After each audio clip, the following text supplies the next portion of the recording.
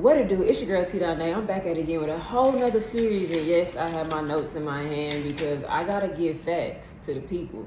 So we're gonna make a whole new series coming out called Hoochieology. Some of y'all are like, what is Hoochieology? Like, why is we calling it Hoochieology? We're calling it Hoochieology because we're gonna celebrate the black women that did something with freedom. And freedom looks different from black women all across the spectrum, right? It could be celebrating this or celebrating that. For example, celebrating clean girl aesthetic, celebrating wanting to not have kids and not get married, celebrating wanting to have kids, get married, and have a career, wanting to wear long nails, wanting to wear thick lashes, wanting to get piercings, wanting to get tattoos, wanting to just be present in who they are. That's what we are celebrating here at Female Hip Hop Now with our series Hoochieology. It's your girl T. Donay, aka your favorite hoochie, your favorite blogger, your favorite historian, your favorite womanist, your favorite feminist, whatever you want to call me, whatever title you want to give me. I don't really care about labels no more, right? I'm just here to spread the history of black women from 1970 to present day, okay? So, first and foremost, I want to go ahead and introduce our first hoochie, right? Our first hoochie name is Buffy the Body, right? And I don't want to call her a hoochie in a bad way because I want to make it clear that a hoochie is a revolutionary, a person that does not believe in the standards of what society says a black woman should be and just be themselves, right? So it looks different for everybody else, their spectrum of hoochie, right? Shout out to Zora the Hood, hoochie historian, because she's one of the people that inspired me with her HoochieCon page, and I just want to continue to pay homage to a different type of hoochie, which is the video vixen, right? So we're going to start off with Buffy the Body. A lot of y'all seen Buffy the Body in that So Seductive video with Tony Yayo, right? Well, that wasn't on purpose. She didn't really audition for that. She didn't really just go ahead and say, I'm going to do that. She just accidentally stumbled across that, trying to do something sweet for an ex-boyfriend or a person that she was dating at the time. So, before we get into that story, let's get a little background on Buffy the Body.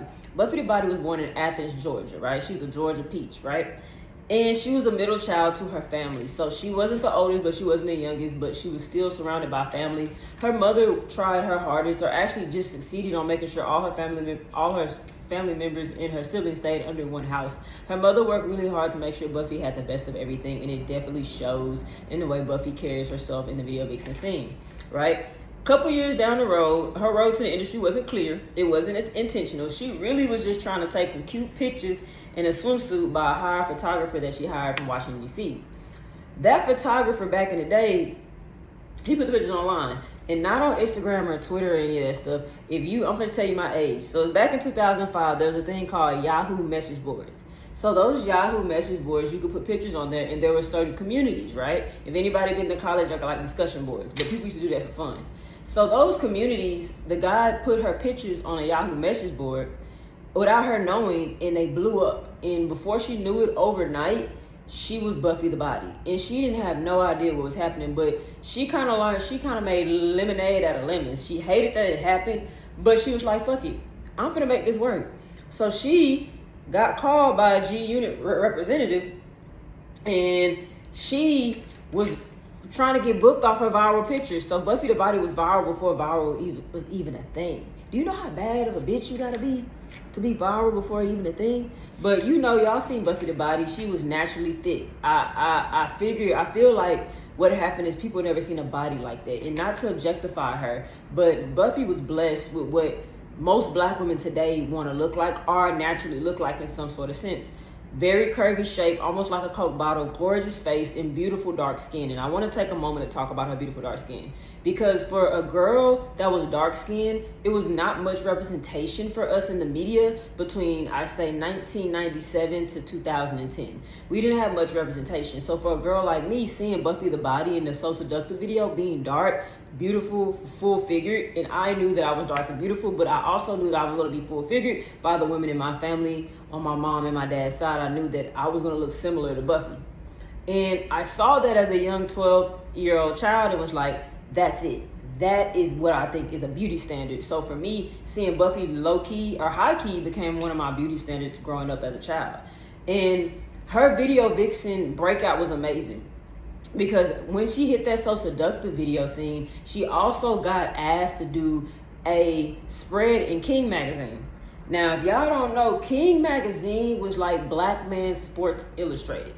Because if y'all know, beauty standards for black women in the 90s and early 2000s were not exclusive to us. It was really exclusive to white women, blonde hair, blue eyes, or just white women, thin, big boobs. That's what the beauty standard was. Well, for black women, you know, we was top heavy, but also we was bottom heavy. We was sitting on something. And our skin was darker, our facial features were different, full lips, full nose, all those good things, right? Well, Buffy the Body was mentioned in King's magazine, not mentioned, but she was featured in King's magazine, and she had a 7-page spread.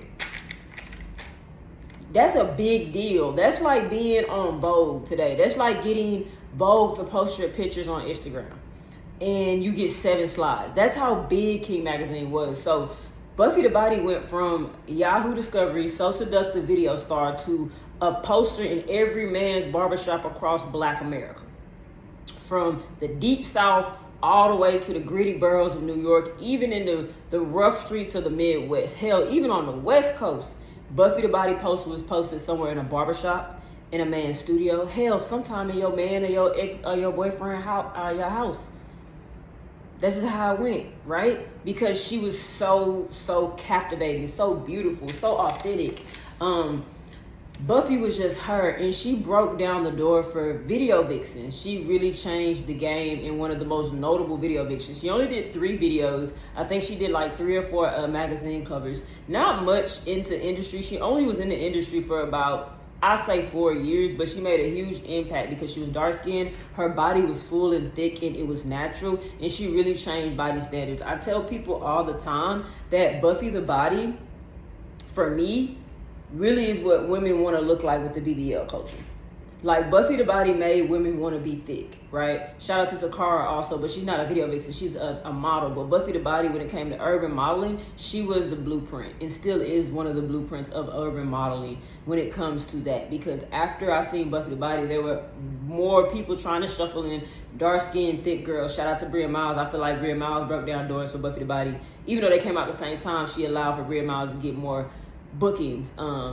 Also with plenty of other girls that were thicker at the time that had wide hips and a full round, but Buffy made that possible because I seen it, but I ain't seen it like that before, and now it's like a thing to be thick. Like, that is African American slang coming from the South. Ooh, she thicker than grits. You know what I'm saying? Like, that's just something that Buffy widespread showed the world. Later in 2008, she only did a couple videos. One of her most notable videos is So Seductive. She only did a couple videos, and she started her fitness called Bodynomics, and that is real dope. I remember actually watching those DVDs on social media, on YouTube. I used to go on YouTube and actually look at Buffy the Body, trying to see where she's at, and I saw that, and that kind of inspired me to work out. So Buffy the Body really wanted Black women to really get into fitness, because that is something that I don't want to say was not popular in the 2000s, but it wasn't seen like it is now. Like, nowadays, everybody goes to the gym. Everybody wants to be a gym girly. Everybody wants to be a gym guru. Everybody wants to be a fitness influencer, right? Well, Buffy was doing that before it was popular. She made countless DVDs. She has YouTube videos. She has a website for it. Bodynomics, to me, is also another pioneer of Black woman fitness, because I didn't see a lot of Black women getting into fitness. And she knew that people empathized her body so much that she had to let girls know, I have to take care of this. This is not just something I'm born with. I can't lay up and eat 20 chicken wings, a basket of fries, and drink Don Julio shots. Like, I really got to take, at that time, it was probably hypnotic shots. But y'all get the picture. She had to let the world know that, like, you need to take care of yourself. You want to be beautiful, you want to be thick, you want to have a big booty, nice, all that. Even if you want your skin to be clear, you want your nice, smooth skin, you got to take care of yourself. Like, you have to. So shout out to Buffy the Body for that, because she really pushed fitness in an industry where, I don't want to say fitness is not encouraged, but fitness is not widespread talked about when it comes to, like, the partying and drinking and this and that of hip hop. That's really not talked about, getting in the gym and get healthy. So shout out to Buffy the Body. I think she's one of the first pioneers to really show, like, Black women, and I'll just say it, urban Black women, that yes, you can be thick and fine, but it also can be built in the gym and in how you eat.